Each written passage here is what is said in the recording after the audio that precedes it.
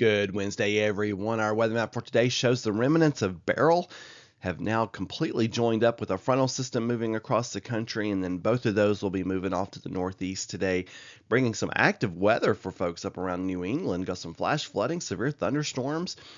Even eastern Michigan dealing with some flash flooding potential today. So Beryl still bringing some active weather, just not in our neck of the woods.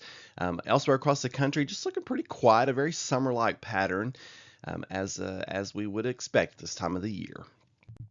Looking at our rainfall totals from yesterday, this is radar estimated rainfall, and you can see all the rain stayed well to our west, and especially up across Arkansas, Missouri, Illinois, and Indiana. And then, of course, we had tornado watches yesterday for Middle Tennessee, for much of Middle Tennessee, almost included the Cumberland Plateau. And while we had some stuff that we had to keep an eye on, much of it did stay to our west and northwest. Look at our 5-day forecast brought to us by Clearview Closet and Blind.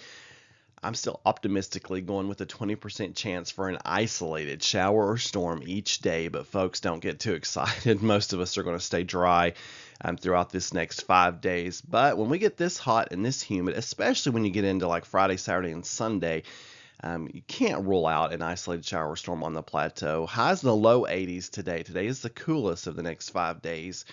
Overnight lows dropping down to around 60 tonight and 61 tomorrow night. So overnight lows are pleasant for these couple of days. Mid 80s tomorrow, upper 80s on Friday, and then we're in the low 90s for Saturday and Sunday, unless you can get a pop-up shower or storm to knock that temperature down just a bit. But I would count on some hot and humid days ahead, folks. Severe weather threat levels.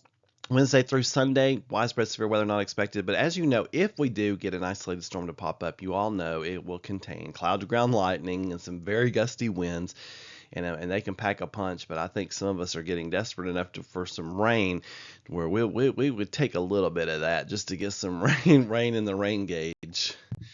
On this day in 1961, listen to this, temperature at Crossville falls to 46 degrees, setting a low mark for July. Wow.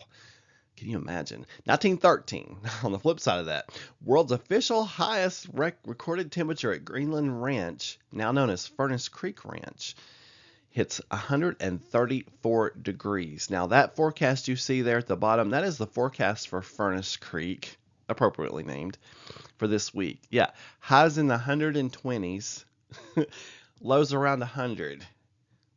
Yeah, it could always be worse, folks. You folks have a wonderful Wednesday and keep looking up. For more weather information, meteorologistmark.com.